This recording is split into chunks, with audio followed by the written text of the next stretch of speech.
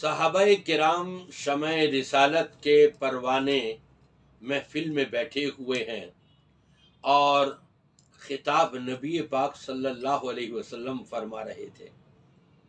کتنا سہانا انداز ہوگا اور کتنی پیاری یہ محفلیں ہوں گی۔ اللہ تبارک و تعالی اس مبارک محفلوں کے اثرات ہمارے اوپر پیدا فرما دے۔ نبی پاک صلی اللہ علیہ وسلم نے ارشاد فرمایا کہ روز قیامت کچھ لوگ آئیں گے، بڑی نیکیاں ہوں گی، پہاڑوں کے برابر، اتنی نیکیاں۔ پہاڑ کتنے بڑے بڑے ہوتے ہیں، کتنے بلند و بالا ہوتے ہیں، کہاں تک ان کی لڑی جا رہی ہوتی ہے، پھیلی بھی ہوتی ہے۔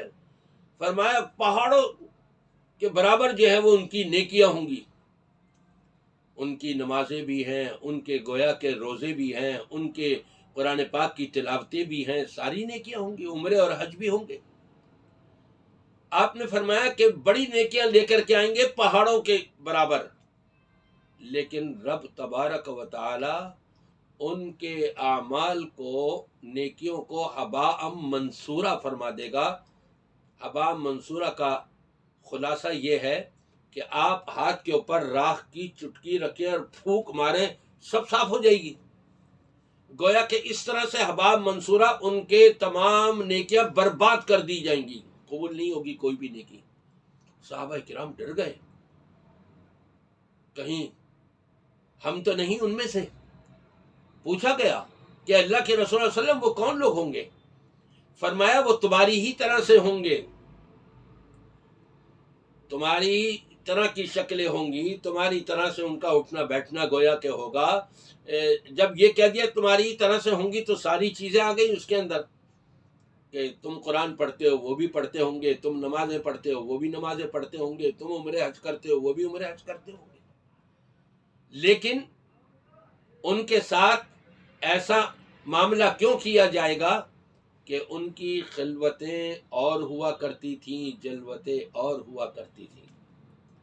جلوتوں کے اندر تو لوگوں کے سامنے بڑے نیک، بڑے صالح، بڑے متقی، بڑے پرہیزگار، بڑے اللہ والے بنے ہوئے ہیں، لیکن جب اپنی خلوتوں میں آتے، وہ علیحدگی میں، اب وہ برے کام کر جاتے کہ جو لوگوں کے سامنے نہیں کر سکتے تھے۔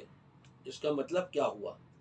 یعنی ان کے دلوں میں اللہ کا ڈر اور خوف اتنا نہیں جتنا اپنے جیسے انسانوں کا ڈر اور خوف پیدا ہوا ہے کہ کوئی دیکھ نہ لے مجھے، جبکہ اس کو یہ یقین ہے کہ میرا رب مجھے ہر وقت دیکھ رہا ہے، یہ میں اس کی تشریح کر رہا ہوں۔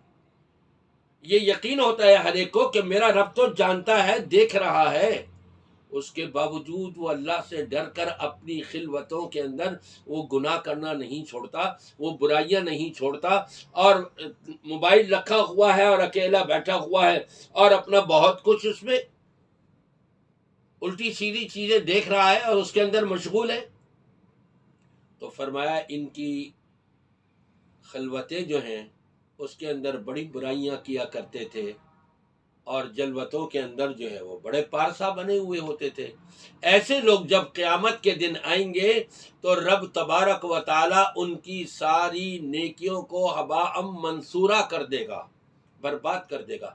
جب نیکیاں ہی باقی نہیں رہی تو ترازو میں کیا رکھا جائے گا؟ اب باقی کیا رہ گیا اس کا؟ برائیاں ہی ساری باقی رہ گئیں۔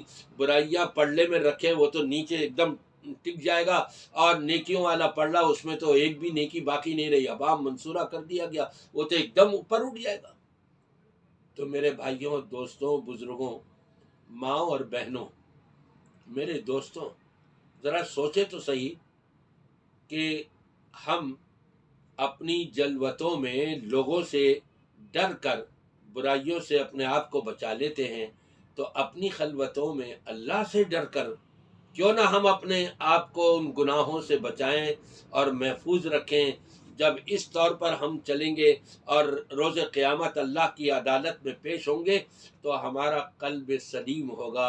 الا من اتى اللہ بقلب سلیم، اس کی بدولت رب تبارک و تعالی ہمارا حساب و کتاب بھی بڑا آسان فرما دے گا، اور انشاءاللہ تعالی جنت ہمارا مقدر بن جائے گی۔